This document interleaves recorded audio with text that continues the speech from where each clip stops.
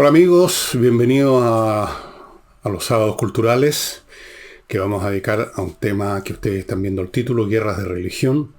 Esto se me ocurrió a propósito de lo que conversé ayer a la pasada sobre las doctrinas religiosas y políticas que generan ciertos resultados, y les mostré un libro sobre los desastres del comunismo, todas las víctimas que ha producido a lo largo de su historia. Y eso me llevó al tema de las guerras de religión, que existen hoy día, existen. No olvidemos que existe ese grupo llamado los talibanes, extremistas musulmanes, que cuando degüellan, le cortan la cabeza a alguien, es básicamente por una motivación religiosa. Y las guerras de religión han sido muy brutales, son de las más sangrientas, son de las más crueles que jamás han existido, porque ahí los combatientes están más involucrados de lo que ocurre en una guerra común. El caso extremo de una guerra donde no están muy involucrados es un combate como los que se libraban en Europa entre los ejércitos reales, ejércitos mercenarios, profesionales, que no tenían ninguna razón humana para dispararle a los fulanos del frente. En cierto sentido eran todos colegas. Y de hecho muchas veces ocurría, especialmente en Italia, en la época en que se enfrentaban los principados y las señorías, haciendo uso de ejércitos mercenarios a cargo de condottieris, que en una batalla no moría nadie, porque ambos bandos se cuidaban muy bien de disparar al aire. Se hablaba de una batalla muy sangrienta en que habían muerto 2 personas. Pero la guerra de religión es todo lo contrario, ahí hay un compromiso emocional muy brutal. Hay muchos casos, pero me voy a concentrar un poco a la pasada, como corresponde a un programa de este tipo que no tiene ninguna ambición académica, en las cruzadas que comenzaron por lo menos con motivos religiosos y terminaron, o ya a mitad de camino estaban entrando a prevalecer los motivos económicos. Las cruzadas de autoría del papado. La primera cruzada la incentivó un papa predicando la cruzada. Esto a principios del siglo XI. Y participaban caballeros, reyes de Europa Occidental contra el Islam para recuperar, esa era la teoría, ese era el propósito, la legitimación, Jerusalén de manos de los infieles. Todas las religiones se tratan una a otra de infieles, aunque son fieles a su propia cosa, pero así es. Eso es uno. Luego tenemos la yihad, que es una guerra religiosa iniciada por los musulmanes. Se dieron muchas durante la época de Mahoma y un poco después. Después las cosas van cambiando. Y voy a también a la pasada quizás tratar las guerras religiosas en Europa en los siglos XVI y XVII, especialmente XVII, pero 16 y 17, los 2 siglos, entre protestantes y católicos o partidarios del papado, los papistas les decían.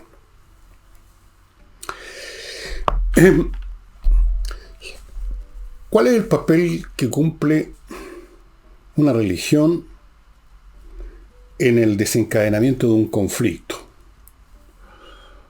O sea, basta que una persona que tiene una religión esté más o menos cerca, o sea, vecino de alguien que tiene otra religión para que estalle el conflicto. Claro que no. No necesariamente es así. O sea, rara vez es así. Pero la religión sí cumple un papel. En esta materia, un análisis superficial que uno lo ve en muchos textos, especialmente marxistas, donde todo lo reducen a la disputa, a la competencia, a la codicia económica. Las guerras de religión, los elementos religiosos de las llamadas guerras de religión, son vistas como si fuesen simplemente hojas de parra para cubrir la desnudez del interés económico, o sea, un pretexto en el que no cree nadie, como todo pretexto.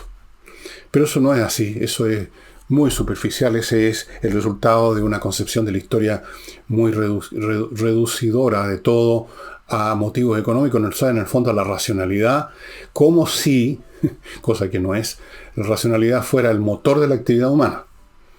Nunca o rara vez es el caso, ni siquiera en las ciencias.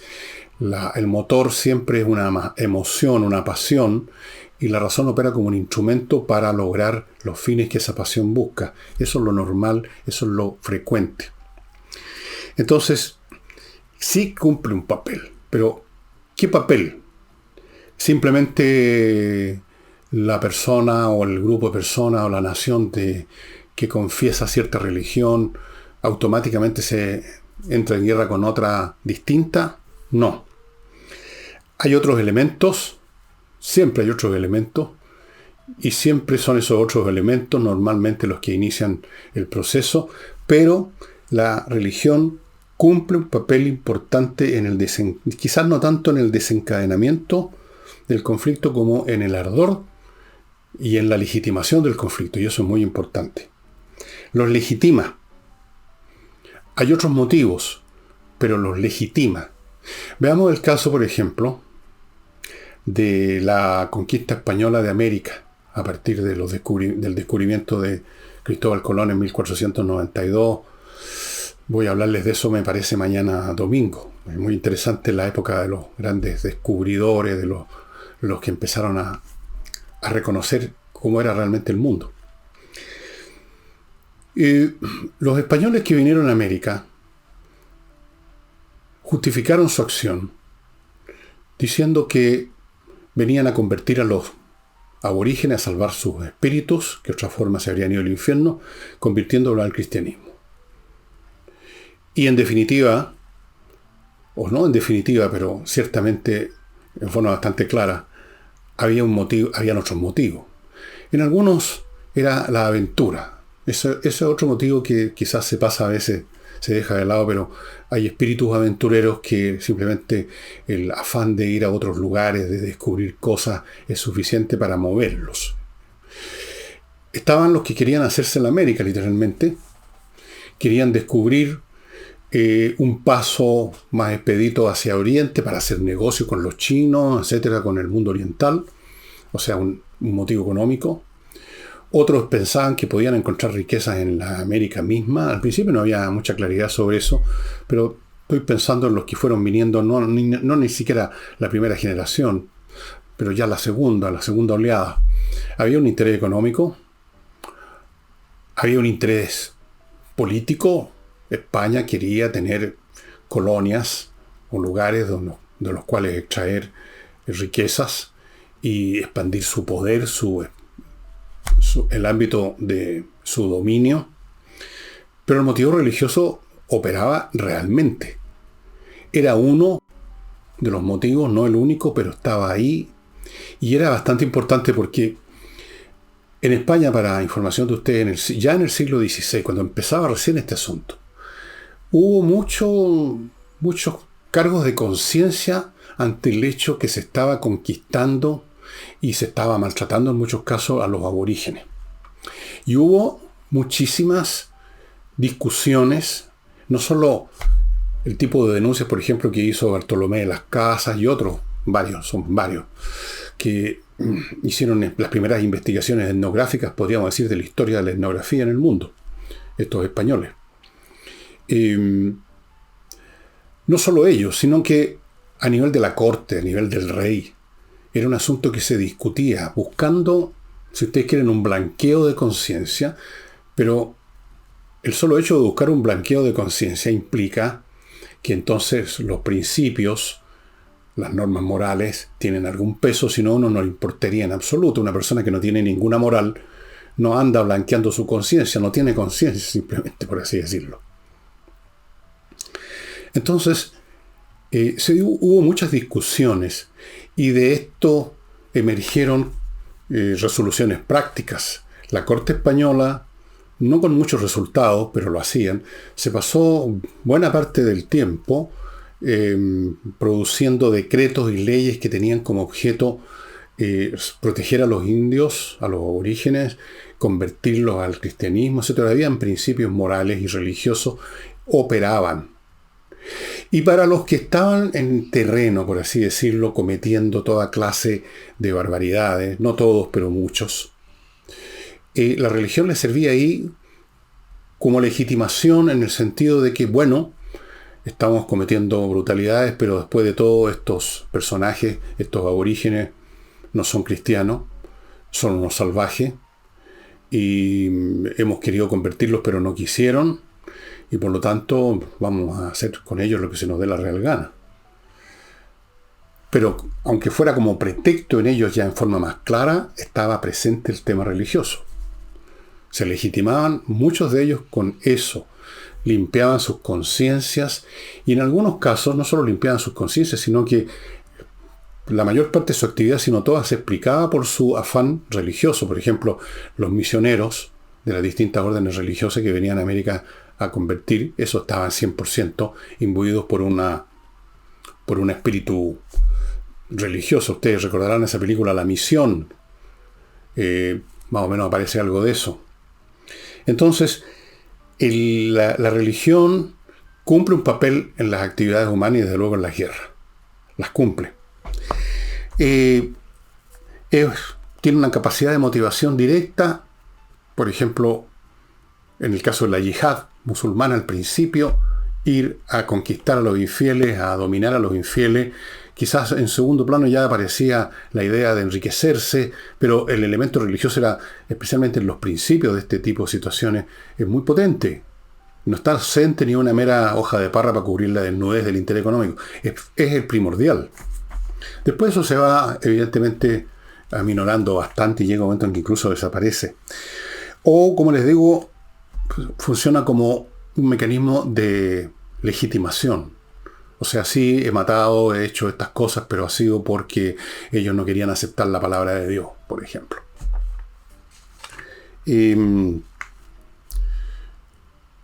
Hace una diferencia si hay un componente religioso en las actividades humanas y, por supuesto, en las guerras, ya sea de conquista o de otro tipo. Fíjense ustedes lo que pasó en América del Norte. En América del Norte llegaron los protestantes. Llegaron protestantes básicamente, digamos, del grupo de sajón, porque hubo también colonos, gente que llegó de Francia, que eran católicos. Luisiana se llama Luisiana, el estado de Luisiana, porque así lo bautizaron franceses que estaban ahí en honor al rey Luis, a Luis XV, me parece. De ahí se llama Luisiana. Bueno, por distintas razones, que no voy a entrar a detallar porque eso ya implicaría otro o varios programas, los protestantes tenían un componente religioso centrado en sí mismo. No les interesaba proselitizar, no les interesaba convertir. Era además más complicado por razones de que estas poblaciones aborígenes en lo que ahora es Estados Unidos eran bastante más difíciles de capturar de algún modo, de capturar física o ideológicamente que las de, por ejemplo, en Perú o en México, que eran parte de civilizaciones establecidas. Y cuando hay una civilización establecida, usted puede apostar a la segura de que la gran masa de la población está acostumbrada a someterse ya a una regla, a un poder, a una autoridad, a una religión incluso. Pero en el caso de Norteamérica se encontraban con poblaciones bastante distintas, muchas de ellas no habían llegado a nivel de civilización, ni mucho menos, bastante más aguerridas, entonces no era lo mismo. Fuera de eso, estos puritanos, estos protestantes no estaban preocupados de proselitizar, sino que estaban preocupados de que los dejaran a ellos ser lo que eran. Por eso se habían ido de Inglaterra. O sea, que los dejaran a ellos practicar su protestantismo como les parecía. Era una religión que era una religión que se miraba al ombligo. Y eso generaba una completa indiferencia hacia la condición espiritual de los indígenas. Las guerras de religión ahora en Europa las inicia en cierto sentido en 1517 Martín Lutero, cuando estampa 95 tesis refutando puntos de la Iglesia Católica, las pone, las clava así en un papel en la puerta de la iglesia principal de Wittenberg, una entidad política de lo que ahora es Alemania, pero que antes en esa época no existía Alemania.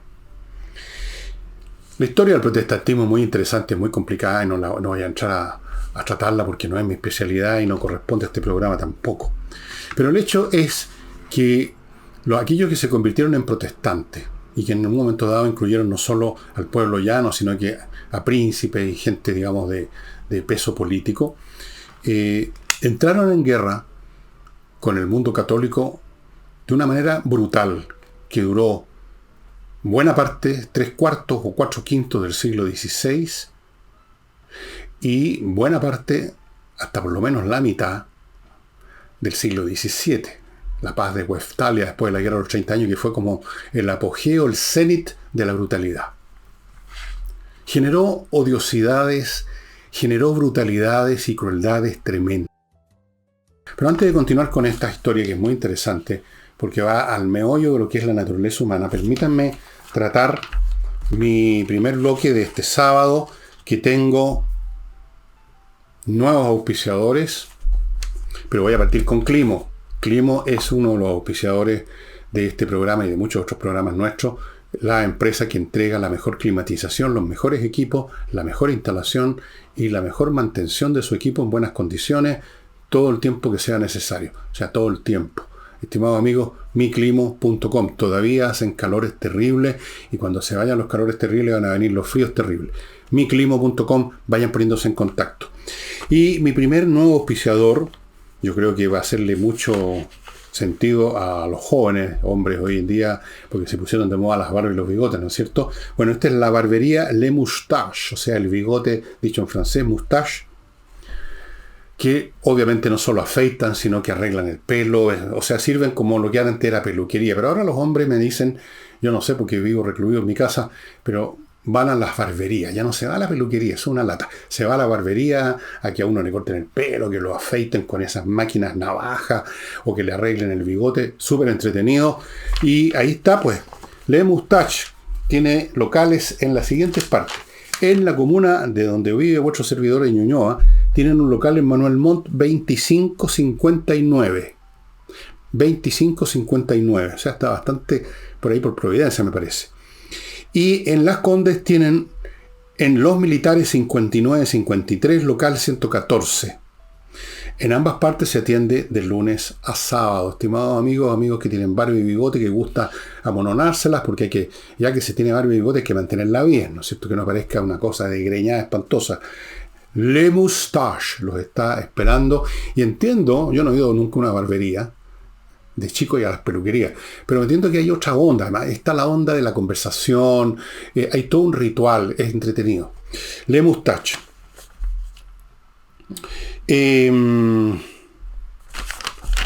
Continúo con otro auspiciador nuevo, señores.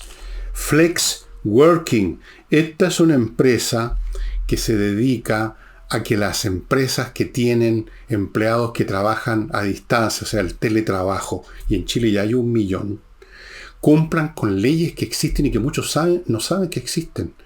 Y como no saben que existen, no las cumplen. Y como no las cumplen, Impuestos Internos ha cobrado multas. Aquí está la cifra, la tenía por aquí.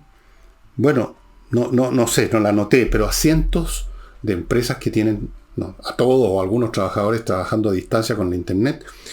Y entonces, ¿qué es lo que hace Flex Working? Se encarga, amigos míos, señores empresarios que tienen trabajadores a distancia, de proveerlos a ustedes y a sus trabajadores el papeleo y la documentación que se requiere para que esté todo en regla y usted no sea uno de los que se pongan en la cola a pagar las multas. Hay leyes, hay que cumplirlas, suponen una serie de documentos y trámites, y eso es lo que hace por usted Flex Working. Flex Working. Espero que estén viendo los detalles a mi derecha. Y termino con estos nuevos auspiciadores, con el suplemento para las mascotas Vito. Fíjense ustedes, con una cucharadita que le echen al alimento normal, a los pellets normales que usted le da a la mascota, es como si hubiera convertido esa comida normal en una super premium comida para la mascota. La mascota va a andar con el pelo brillante, feliz, dando salto con los ojos. No, usted sabe, una mascota bien tratada, bien cuidada, bien alimentada, bien amamantada, bien cariñada, es otra cosa, ¿no es cierto? Vito. Se compran todos los distribuidores de tipo cosa y en todo caso ahí están ustedes viendo el sitio de ellos web. Amigos, Vito para sus mascotas. Y termino este bloque con Oxinova, que es este polvito que ustedes ya conocen, que destruye los malos olores porque destruye a las bacterias que lo producen. Las bacterias anaeróbicas descomponen la materia orgánica, la convierten en la descomponen y se producen malos olores. Y este producto, Oxinova, que es el polvito que se mezcla en agua y se convierte en una colonia de bacterias aeróbicas, las destruye. Santo remedio, amigos. Permitidme continuar con el tema. Bueno, la pregunta podría ser, ok, vale, la religión cumple un papel, se convierte en un motivo que puede ser súper importante, como mínimo sirve de legitimación, por lo tanto es un motivo, porque querer estar legitimado es un motivo, quiere tener una justificación para la acción. Y la pregunta es, bueno, ¿y por qué? ¿Por qué importa el asunto? Miren, una pregunta súper simple y obvia. O sea, no demos por sabido de que importa. ¿Por qué importa? O sea, en este caso, ¿por qué importa que al lado mío vive alguien que no tiene mi fe? Yo soy cristiano y él es musulmán, por ejemplo. Yo soy católico y este fulano es judío. ¿Por qué eso podría importar? Esa es la cuestión. ¿Por qué se convierte al menos en un motivo para hacer las guerras más brutales? Si está este elemento involucrado, como en la guerra religiosa europea, o como en la guerra de los talibanes. ¿Por qué? ¿Por qué? ¿Por qué? ¿Por qué no somos simplemente indiferentes a lo que crea el otro? Ahora, ustedes saben, todos sabemos, que no solo en materia de religión, sino que parece que en toda clase de materia, claro, con menos fuerza, depende del ámbito que abarque la creencia, uno nunca es tan indiferente al que cree algo distinto a lo que creemos nosotros, o al que le gusta algo distinto al que nos gusta a nosotros. Muy curioso, para mí lo encuentro muy curioso, porque yo vengo de otro planeta, como ustedes saben. Es una cosa muy curiosa que estudiamos de la naturaleza humana, este afán por proselitizar en vez de dejar al otro que haga lo que se le dé la real gana. Bueno, ¿por qué es así? En otras palabras, ¿qué fuerzas psíquicas, por un lado positivas y negativas, genera y por qué la genera una creencia religiosa? ¿Por qué el disgusto, a veces el odio con el infiel, con el otro? ¿Por qué estamos dispuestos a darle un ferrazo en la cabeza al menor pretexto? No todos los días, porque quizás hay una ley por encima de todos nosotros y estamos conviviendo bajo el imperio de un poder superior que es el Estado con su ley. Y por eso que se ven periodos históricos en que en una sociedad coexisten varios credos y todos ponen los ojos en blanco diciendo, miren ustedes qué civilización, pero en el fondo no es que sea porque sean tan civilizados, sino porque hay un poder superior que los mantiene a todos, digamos, reducidos. Esa es la realidad.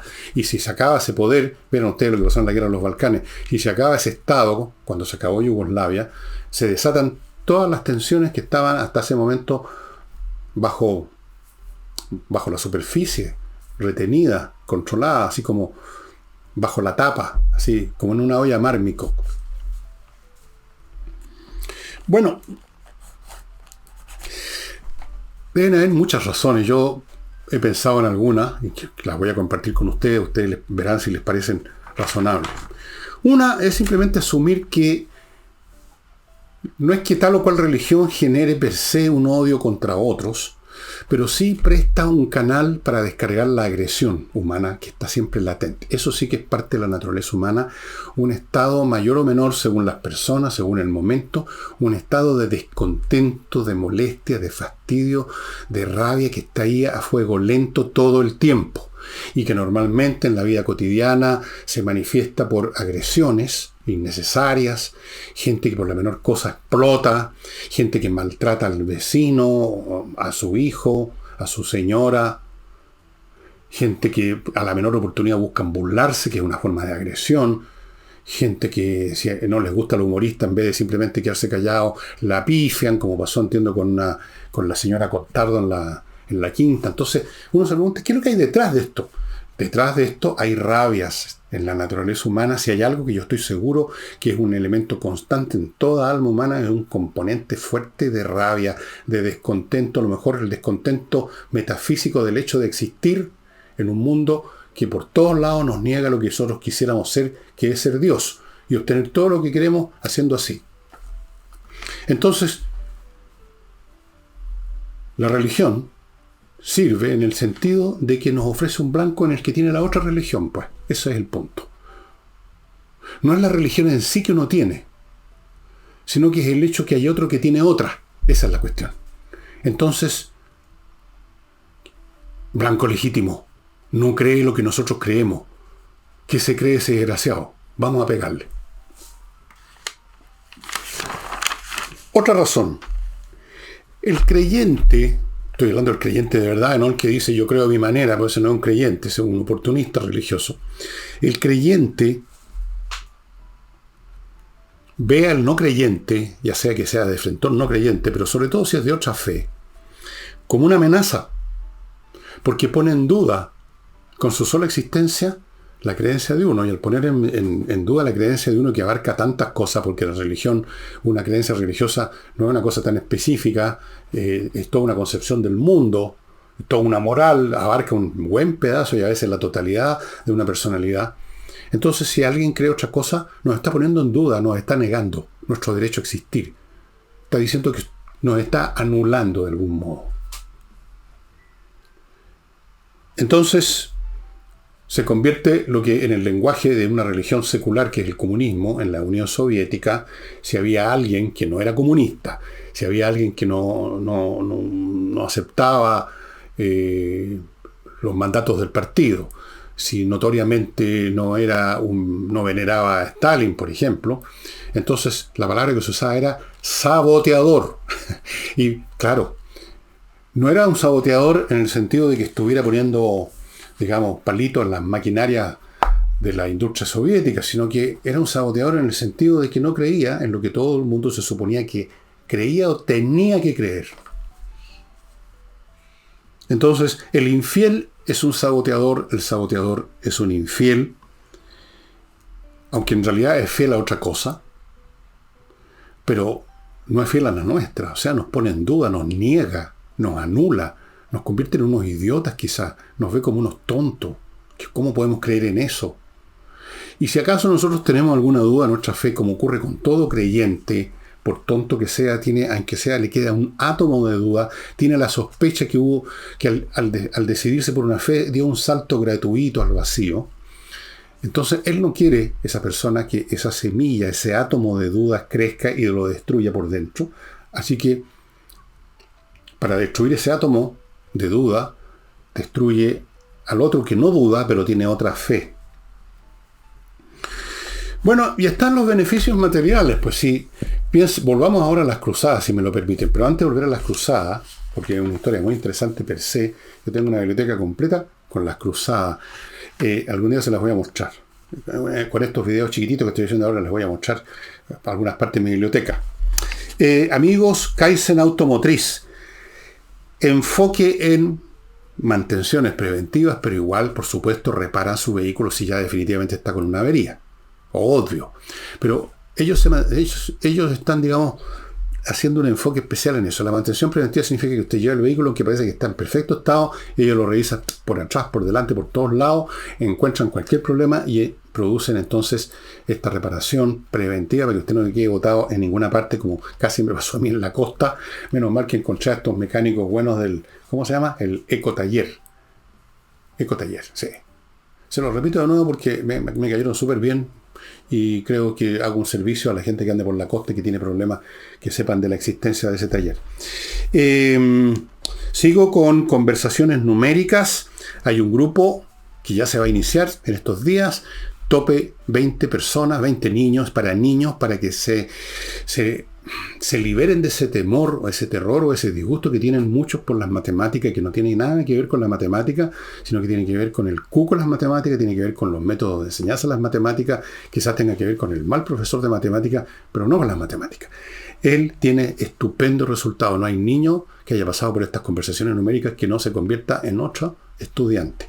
Conversaciones numéricas, apúrense amigos, 20 son los cupos disponibles y nada más. Continuamos con revista Mundo Bursátil, que usted encuentra en mundobursátil.cl, que lo invita a suscribirse para que usted esté bien informado cuando vaya a invertir en la bolsa y no meta las patas. Por lo menos sepa dónde no conviene. Y ojalá también dónde conviene, pero por lo menos, saber dónde no embarcarse. revista Mundo Bursátil. Y termino este bloque con, en el fondo, Las Cumbres, que ofrece parcelas en medio de un bosque, amigo. Esto es un privilegio, una cosa muy especial. Y fuera de eso tiene la ventaja que está a muy poca distancia de Puerto Vara. O sea, usted en 10-15 minutos en auto llega y en 10-15 minutos se aleja de Puerto Vara y está en este bosque. O sea, son mundos que están separados, por así decirlo, años luz, y al mismo tiempo están muy cerca, las dos cosas. Excelente, lo mejor de los dos mundos, podríamos decir aquí. Fundo Las Cumbres. Hay un QR aquí en el anuncio que usted puede tomar con su celular, con la cámara de su celular, y ahí inmediatamente lo va a llevar al sitio para que vean los detalles y la opinión de los que ya son propietarios. Bueno, los beneficios materiales.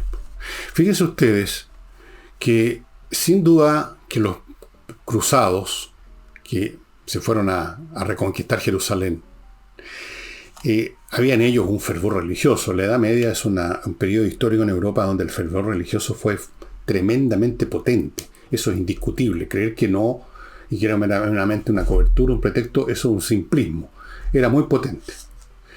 Pero también era potente el afán de aventura, de conquista y de enriquecerse. Si los motivos no necesariamente se excluyen unos con otros. Lo normal es que se junten varios motivos detrás de la acción humana. Entonces, muchos de estos señores feudales que partieron a Europa, no eran señores feudales, no tenían feudo, eran los hermanos menores del que realmente era el dueño, era el que manejaba un feudo, y ellos eran los allegados, por familiares que fueran. Entonces, qué maravillosa oportunidad ir a conquistar tierra, armarse sus propios feudos, sus propios reinos, y eso fue lo que hicieron los que, en la primera cruzada, que fue exitosa hasta cierto punto, inmediatamente se empezaron a repartir tierra y a crear distintas entidades políticas en miniatura, algunas otras un poco más grandes, y repartirse tierra y repartirse gente para que les trabajara la tierra. Había un interés económico, ciertamente, pero había un fervor religioso también. Poco a poco ese fervor religioso fue perdiendo importancia, y ya en 1204, en la Cuarta Cruzada, los señores feudales o los caballeros o los secundones de familia que se habían sumado se dejaron convencer por Enrico Dándalo, que era el que manejaba las cosas en Venecia, una ciudad completamente comercial, de que sí, vamos a ir a Jerusalén, vamos a recuperar Jerusalén, pero antes peguémonos una pasadita por Constantinopla, porque no me acuerdo mucho las razones que dieron. Bueno, fue una serie de pasos sucesivos, pero pasos sucesivos que eran bastante transparentes lo que perseguían, pero estos caballeros, que supuestamente estaban simplemente motivados por el fervor religioso, se dejaron convencer porque querían ser convencidos, y esta cruzada se convirtió en la conquista de Constantinopla, de la cual otra vez hablé a propósito de un libro, 1204. Y se enriquecieron. Se convirtieron en seres feudales. Se llevaron, otros que se fueron de vuelta a Europa, se llevaban cargamentos de toda clase de riqueza. Y no salieron de ahí. Hasta ahí llegó la cruzada. Para horror del Papa, que los excomulgaba a todos, después los volvía a perdonar. Porque, where is the money? Siempre hay que preguntarse eso.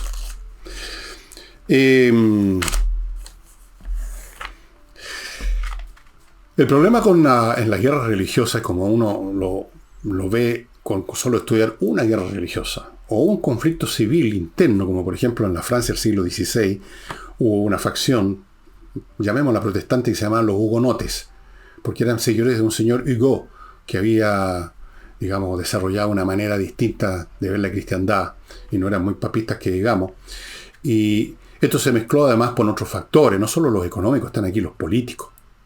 Los señores feudales, los descendientes de los señores feudales que ya estaban entrando en decadencia ante el Estado que crecía y crecía. El Estado empezaba a ser poderoso en Francia, no tanto como llegaría a ser con Luis XIV, pero iba para allá.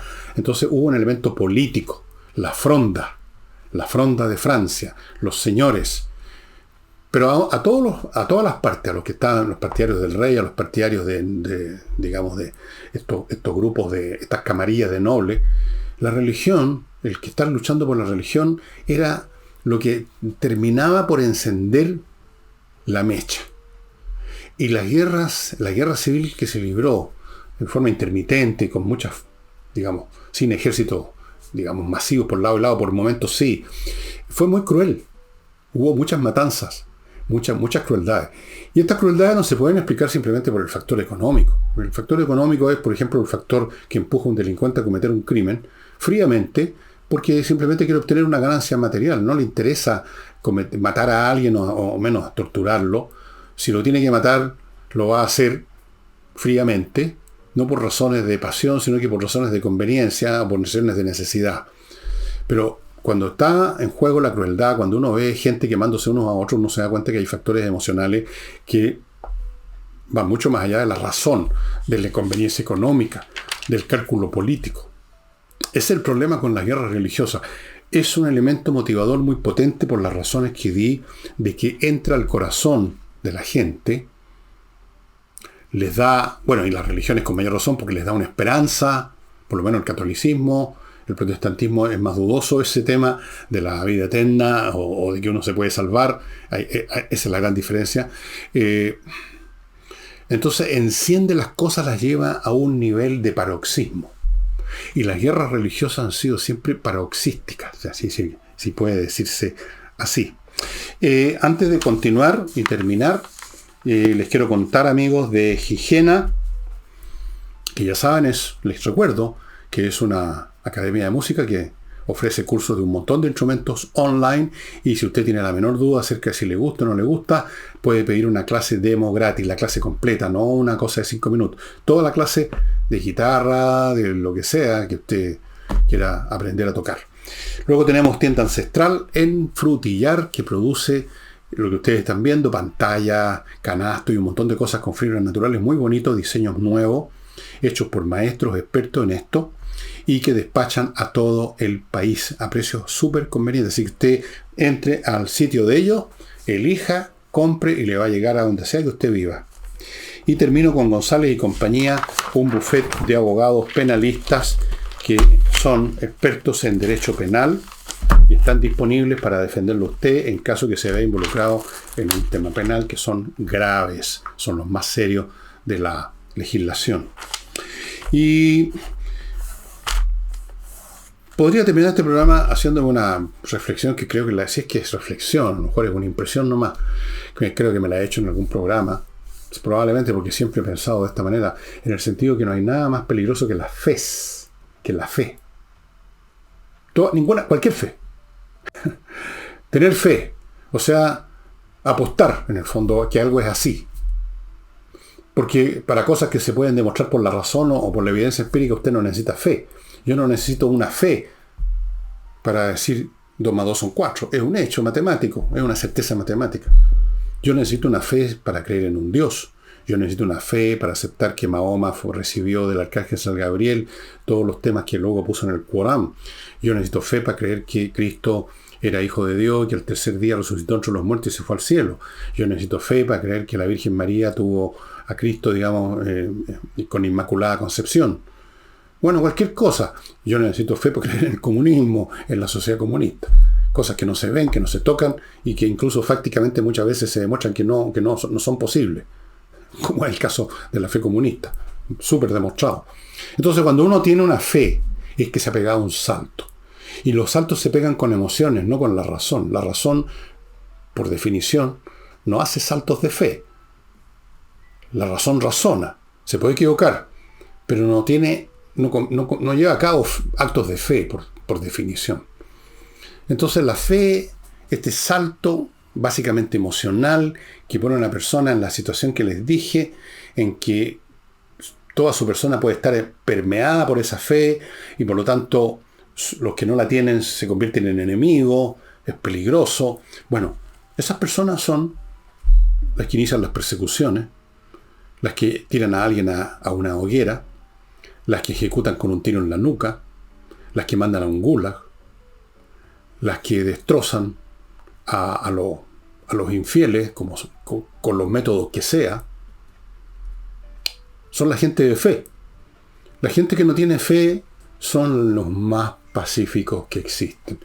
La gente que no tiene fe, como yo, que no tengo ninguna, no tenemos razón, o sea, no tenemos fe para agredir a nadie, Y si llegamos a agredir a alguien, eso era la base de la razón. Agredimos lo que sentimos que nos agrede, lo que sentimos que nos está haciendo un daño, que nos puede hacer un daño. Podemos equivocarnos, pero estamos haciendo un raciocinio. Esta fe, este sistema político es dañino, me va a arruinar a mi familia, que genera una sociedad asfixiante, o esta religión realmente me pretende que yo crea cosas imposibles.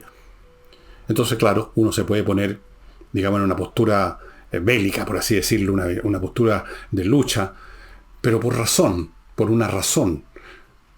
Y solo hasta donde la razón nos lleva. Es decir, me opongo, y si es necesario con fuerza, a este señor que me quiere imponer su idea, pero me voy a poner por razones, y por lo tanto no voy a llegar al extremo. Me voy a oponer, pero no voy a pretender, digamos, quemarlo vivo, no voy a pretender torturarlo. Simplemente me voy a defender haciendo uso, llegado incluso de fuerza letal, pero no por odio, no por ganas de matar, no por ganas de herir, no por ganas de torturar, de hacer sufrir. Hasta la violencia iba a estar hecha a la medida, por así decirlo, de acuerdo a la necesidad del momento. Podríamos decir fríamente. Yo tengo una desconfianza enorme en la gente de fe desde que era niño y vi, digamos, cómo se comportaban algunos de mis compañeros de curso cuando creían en algo. Podía ser una cosa tan tonta como creer en las bondades del partido, del equipo de fútbol que les gustaba. Pero bastaba a veces una banalidad como esa para que se agarraran los puñetas, las patallas, los bolsonazos. Y dije yo, ¿qué les pasa a estos hueones? No lo dije con esta palabra, finalmente. En esa época no se usaba tanto como ahora, y menos los niños. Pero me acuerdo de haber pensado de haberme quedado estupefacto la primera vez que vi el espectáculo. Así que siempre he tenido la certeza, la convicción, racional, creo yo, de acuerdo a todo lo que he estudiado en historia, que la gente de fe son peligrosos apenas tienen un poquito de poder. Cuando no tienen ninguno, pueden ser unas dulces ovejas. Pero denle ustedes algún poder y ya van a convertirse en lobo. Homo homini lupus, el hombre es el lobo del hombre cuando cree en algo. Bueno, amigos, eso sería todo por hoy. Mañana voy a hablar de algunos, no solo de uno, sino que quizás 2 o 3 de estos tremendos personajes que le abrieron el mundo a Europa, que descubrieron América, que empezaron a descubrir los continentes, los grandes exploradores. Yo creo que es un tema fascinante y además lo voy a hacer por una razón bien privada, ¿no? Que se las voy a decir mañana. Ya, eso sería todo. Nos estamos viendo. Los espero domingo. Los espero. No me dejen botado. Chao.